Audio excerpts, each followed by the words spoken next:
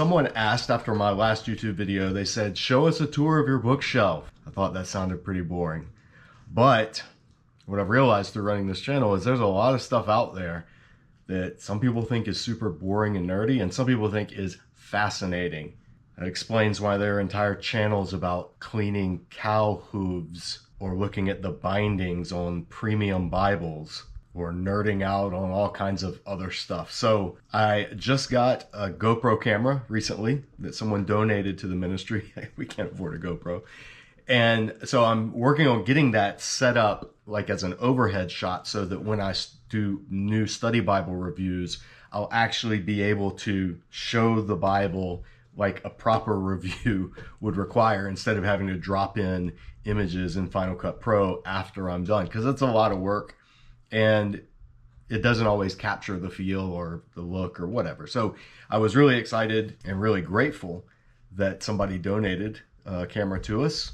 So we'll have another shot, and we're always improving things on the channel. I'm learning how to do all of this as I go. I didn't start out to be a YouTuber, didn't want to be a YouTuber. I'm about to be 45 years old in a couple of weeks. This is not at all my generation, but when God opens doors, you walk through them and you do the best you can to be faithful with what you can. And so thanks to good old coronavirus, we had to pivot in how we do ministry, and that's when we really started getting focused on YouTube.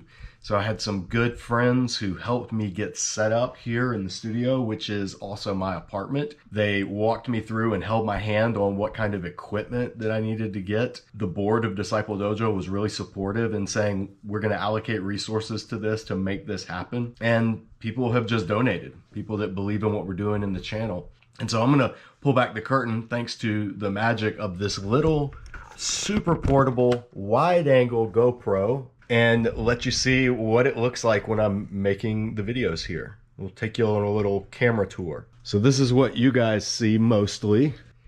And this is what you don't see. Yeah, Disciple Dojo, it's literally my living room. So somebody asked about my books, my library. We'll do a quick run through. This is my John Wesley section, because I'm a good Methodist. Well, used to be I'm still a good Methodist, just not a good United Methodist anymore. Still Wesleyan. Then we have church history. Then we have devotional, prayer, kind of like your general Christian life section. I don't have very much of that, not gonna lie. Then we have a theology, systematic theology section. Theology. Then we get into ethics and social issues. And then down on the end, Christian counseling. Then over here, I've got my math and science nerdy section. So physics, science, then the interplay of science and faith, then creation, evolution, intelligent design. Then on my shelf, and this is where our superhero seminary faculty reside, I've got some social issues, apologetics up here, more science and faith. The shelf kind of goes from there down to here. Then as we move down, this is biblical languages. This is my Hebrew resources shelf. Then down here, this is my Greek resources shelf. Then we get over into biblical translation issues here. Then down here is apocryphal or non-canonical writings. Then over into kind of hermeneutics on this shelf. Then down here, we have more New Testament studies, over to general biblical studies. This is kind of the cults and various other world's religions sections. These are books and Bibles that I'm giving away at some point. Books I'm giving away. Then down here, this is Jesus studies. This is more kind of crazy Jesus revisionist stuff. Then moving along, we've got like New Testament, more historical Jesus focused stuff here. Then let's do this shelf in order. So then I have overview, 1-volume commentaries. Then we have my Genesis commentaries, then to Exodus, down here Exodus, Leviticus, Numbers, Deuteronomy, Joshua, Judges. So these are in canonical order. They go down this way. These are resources on the Bible, like different atlases and things. Then picking up in the historical books, going all the way down here to the wisdom. Then we get into the Psalms, and then we come to the prophets. And then down here on the bottom, more prophets. Then up here, we start the New Testament. So these are all Gospels. Gospels on this shelf. Gospels getting into Paul's epistles on this shelf. And then more on Paul down here. Then we move into the general epistles and then Revelation. So this shelf and this shelf are all Revelation. Then after Revelation, we get into eschatology. So this is the kind of eschatology shelf, eschatological focuses. Then down here are my different doctrines, Christians' views, where Christians differ, getting into Christian thought. Then up here on this shelf is my resources on preaching the Old Testament, then Judaism and Jewish exegesis. Then this shelf is basically having to do with the land of Israel and Palestine issues. Over in here to the historic Israel and ancient Near East. And then down here, ancient Near East stuff continues. Old Testament biblical theologies on this shelf. Then these are Old Testament issues, Old Testament theologies, Old Testament monographs, biblical theology. Then on this shelf, we move into New Testament theologies. Then we have a section, N.T. Wright's works over here, and that takes us back down.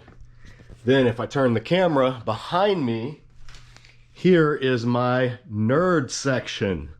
So this is all of the superhero seminary resources. So these are all Marvel omnibuses from the Silver Age. I don't really like new modern comics, but stuff from like 60s, 70s, and 80s Marvel, that is my jam. So that's what all of this is. Spider-Man's and Fantastic Four, Silver Surfer, my Thor shelf. Love Thor. He was my guy growing up. Then we've got X-Men stuff here. X-Men, Avengers, old school Iron Man, Hulk. These are about as new as I have, and I don't really love that era. Once you get into the 90s, comic books become pretty terrible. Then we down here, more old stuff, Frank Miller, Daredevil stuff. Then this is my Usagi Yojimbo section. Love me some Usagi Yojimbo. If you haven't ever read this work by Stan Sakai, it is so good. Then down here, these are actually the Bibles that I keep. The Bibles that I review and keep are all down here. Then I have a few more comics here. These are actually some biblical graphic novels down here. My Firefly graphic novels. This is the one DC omnibus I have. It's The Flash from the Silver Age. I haven't read it yet. This is a great series that's by a guy named David Peterson. It's called Mouse Guard. If you've never read Mouse Guard, some of the best artwork. This is the exception to modern comics being terrible. These are phenomenal. Then up here, I have my, of course, classic Calvin and Hobbes and Bloom County. I was actually a bigger Bloom County fan than Calvin and Hobbes fan. And right here, this is a hand-drawn picture of Opus that Berkeley Breathed himself drew me. So, huge Bloom County fan. And then Nausicaa, my favorite Japanese manga series. I think the only manga series that I own. And also my favorite Studio Ghibli film. So that's it. This is my living room. This is where I watch my Mandalorian Baby Yoda. Oh yeah, I do have, you guys don't see this on camera, but I do have a little Baby Yoda section because I love me some Grogu and Mandalorian. And then my Bruce Lee section, because Bruce Lee was probably my high school and into college biggest inspiration as a martial artist and as just a thinker, philosophy of combat arts, all that stuff. So there we go. This is my studio. This is what I see when I am filming. That ring light is usually not there. But this is how the sausage gets made. And then this is my kitchen, literally where the sausage gets made. Actually, I don't eat sausage, but this is Disciple Dojo. So there you go. All the illusions have been shattered. The curtain has been pulled back. The apocalypsis. Now you see just how fly by the seat of our pants we really are here at Disciple Dojo. Again, I was shooting this to test this GoPro camera. Now I'm going to listen to it, see how the sound comes out, and we'll see if I post any of this. Thanks a lot, guys, for all your support for Disciple Dojo. Take care.